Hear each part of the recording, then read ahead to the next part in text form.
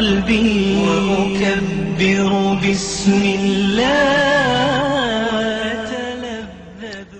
أهلا بكم إخواني، لنا حلقات ونحن ننتظر المفتاح السحري للخشوع الذي غير صلاة الكثيرين. كثير من الناس تغيرت صلاتهم لما استعمل هذا المفتاح، وهذا المفتاح لن تجده شاقا ولا صعبا، ولكن إن عرفته تلذذت به.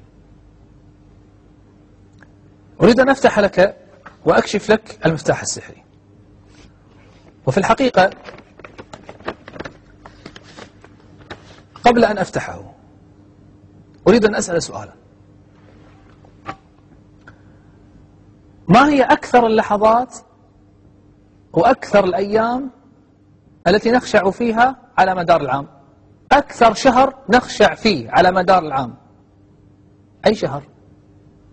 رمضان، صح؟ طيب، وفي رمضان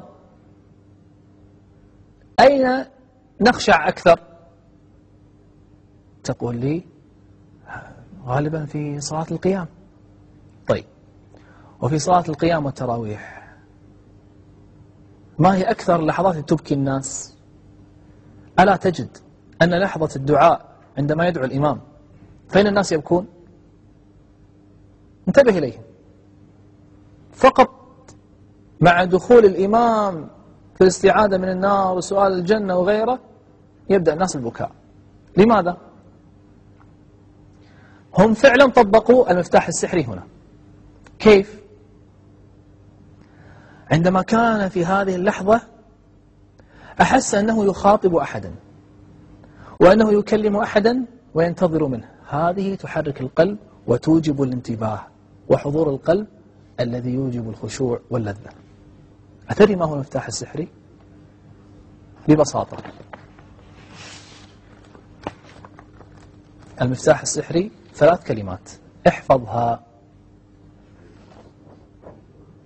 كلمه، خاطبه، تحدث إليه.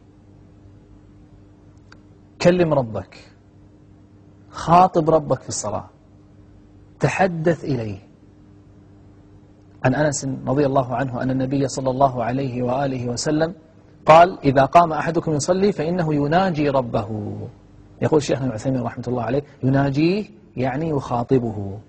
وذلك أن الإنسان إذا دخل في الصلاة، يقول الشيخ، فقد دخل على الله عز وجل ووقف بين يديه فليستشعر أنه يخاطب الله بكامل صفاته. انتهى كلامه رحمه الله. لذلك حال كثير من الناس أنهم لا يستشعرون في الصلاة صلة، وكأن الحديث من طرف واحد. هذا خطأ. إذا استشعرت وأنت تقول الحمد لله رب العالمين، أنا الحمد لك يا رب لأنك أنت الذي أنعمت علي وأنت أهل الكمال. وإذا استشعرت وأنت تقول إياك نعبد، أنا العبادة لك وحدك، إياك نعبد وخاطبك إياك نعبد وإياك نستعين. اجعل الصلاة كلها مناجاة، ستستمتع بالصلاة وتصبح كلها جميعها مثل دعاء القنوت. كان أحد السلف إذا صلى قيام الليل وقف بين يدي الله، أخذ يهز لحيته ويقول: يا ربي عبدك هذا في الجنة أم في النار؟ عبدك هذا في الجنة أم في النار؟ انكسر بين يديه، خاطبه بالصلاة. عندما تقول ربنا لك الحمد، لك الحمد، تخاطبه تقول لك الحمد حمدا كثيرا طيبا باركا فيه، فأنت تكلمه. فالناس إذا دعت تحس أن تطلب من الله: اللهم اعتقنا من النار، ويبكون. أحسوا بطرف آخر أخذوا يبكون. خاطبه، قل في السجود، قل: يا ربي لا تتركني، ربي ليس لي سواك، حتى لو أغلقت بابك دوني فسأظل لك واقفا، لأني أحسن الظن بك أنك ستفتح لي وسترضى عني وتقبلني، إن لم يكن بك غضب علي فلا أبالي. بل تقول أحسن من هذا وأفضل من هذا، وهو ما ورد عن النبي عليه الصلاة والسلام. تقول: لا إله إلا أنت، إني قد ظلمت نفسي فاغفر لي ذنوبي إنه لا يغفر الذنوب إلا أنت. وقد أخبر النبي صلى الله عليه وآله وسلم أن الله يعجب إلى العبد إذا قال هذه الكلمات، فيقول سبحانه في الحديث القدسي: عبدي عرف أن له ربا يغفر ويعاقب. اي والله يا ربي، اي والله يا ربي، عرفنا أنك ربنا وليس لنا غيرك، من لنا سواك، آمنا بكتابك وأنخنا مطايانا ببابك، فلا تطردنا عن جنابك، فإنه إن طردتنا فإنه لا حول لنا ولا قوة إلا بك. إخواني، خاطبوا ربكم في الصلاة فإنه يخاطبكم، يقول حمدني عبدي، أثنى علي عبدي، مجدني عبدي. بالركوع عندما تسبح اعرف أنك تسبح ربك، تقول سبحان ربي، ربي العظيم.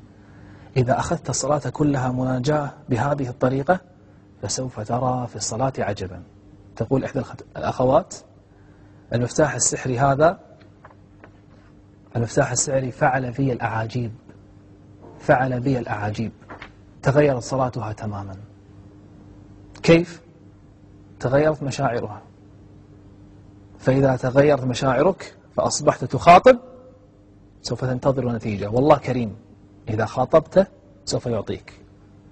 وقال ربكم ادعوني أستجب لكم، وقال ربكم ادعوني أستجب لكم، يستجيب الله لك ويعطيك.